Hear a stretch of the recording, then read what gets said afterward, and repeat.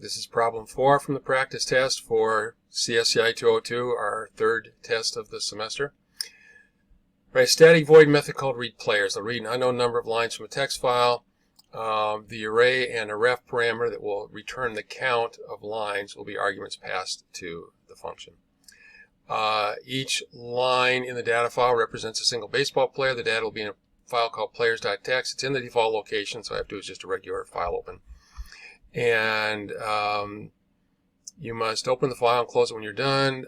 Each row has a last name, a space, first name, a space, player's team, a space, number of hits, a space, and then the number of at-bats. So we'll read in the whole line, and then what we'll do is we'll use split to split the line up into 5 fields, and then we'll have to convert 2 of those into numbers, the last 2.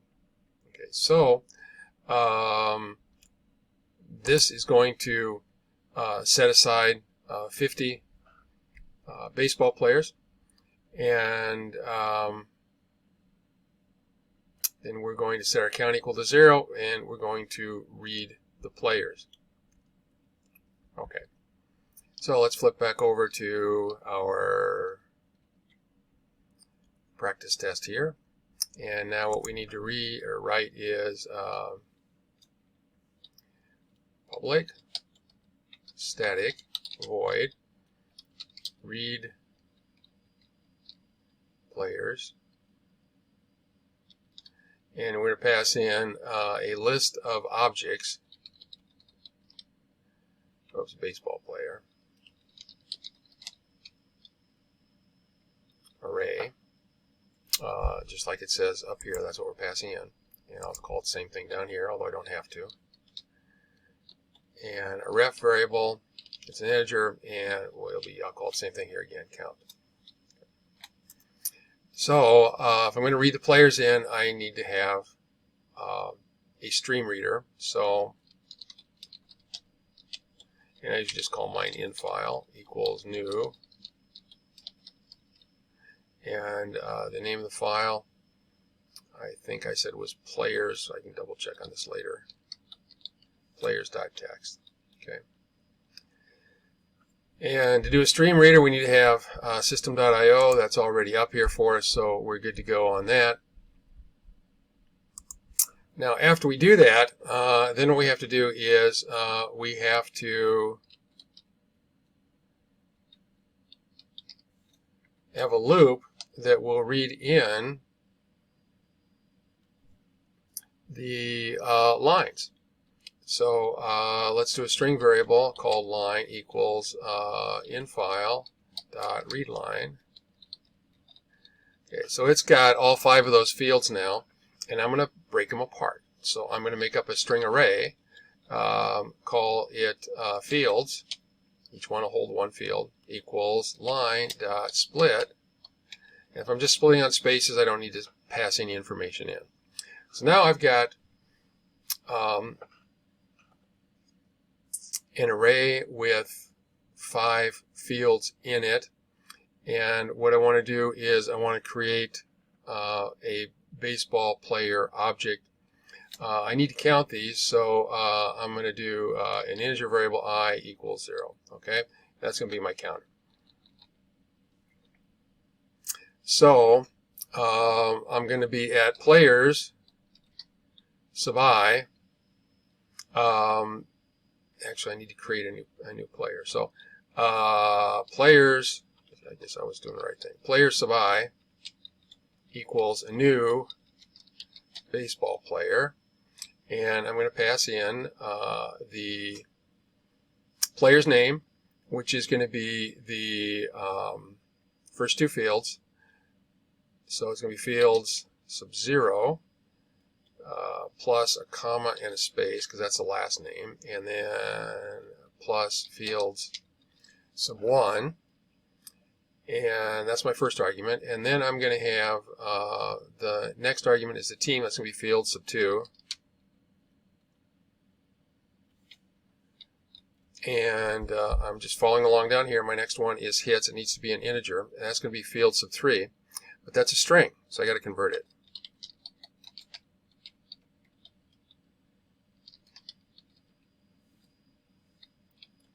And then the last one's the at-bats. I need to convert that. That's going to be field sub 4.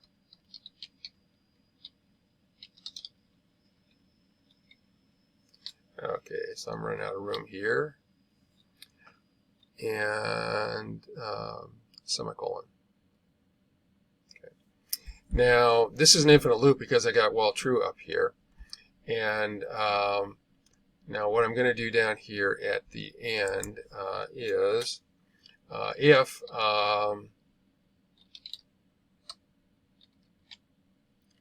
peak is less than 0, then I'm at the end of the file, and I'm going to do a break. Okay. So when I get done here, I'm going to call show players, and that is set up. I probably push that all the way down to the bottom.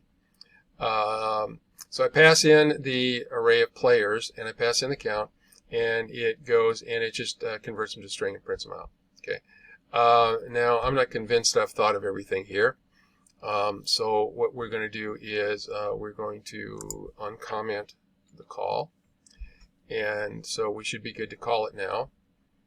And I did say to close the file when I got done, didn't I? And I also need to pass back the count.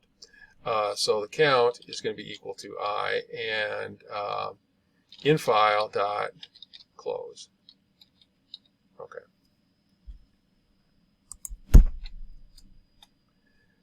Okay, let's give that a shot and see what happens. Let's go ahead and run it.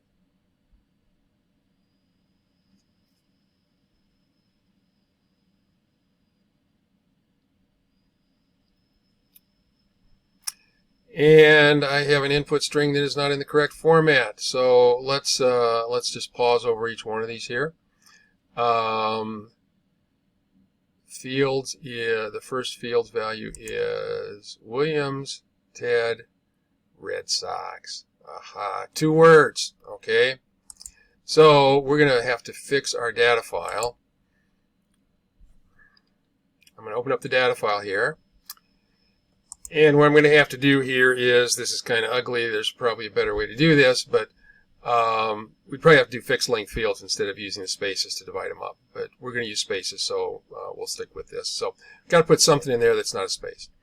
So we'll put a hyphen in there, and I will save it. Close that. Close that. And now let's try to run our program again. And it looks like it is working. So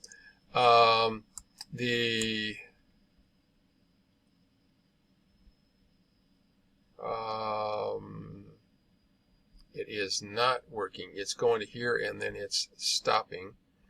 Read players, show players. So let's go look at read player. I was getting through read players, at least I thought it was. Let's put a breakpoint down here and let's figure out what we missed. Okay, so we'll stop it. And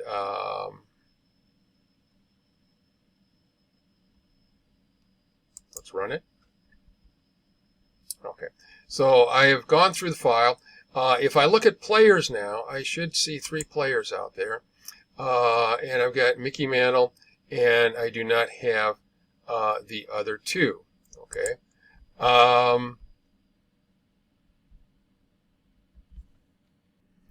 So is it only reading 1? Let's take a look at count here.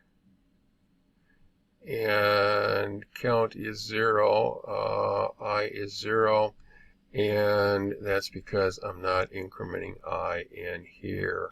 Okay, so let's stop execution. Let's increment I. Okay. So after I do my first one, it'll increment to 1. After I do my second one, it'll increment to 2. And after my third one, it'll increment to 3. And then I put 3 in there, and I close my file. So let's try it now and see if we get a little bit further.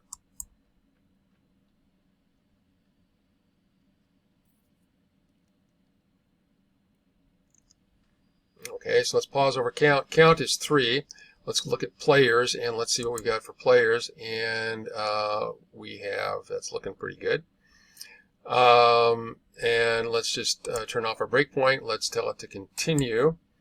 And if we take a look at our output, it is giving me the right stuff. So we were okay. Just hit enter now, and it should close up. And we were okay, except for that forgetting to increment I in here. So remember the peek function for a stream reader checks to see if there's anything out there in the file. If there is nothing in the file, it returns a -1 value. And so if we get a negative value here, we've read the whole file and we can break out. Okay, so that takes care of the practice test.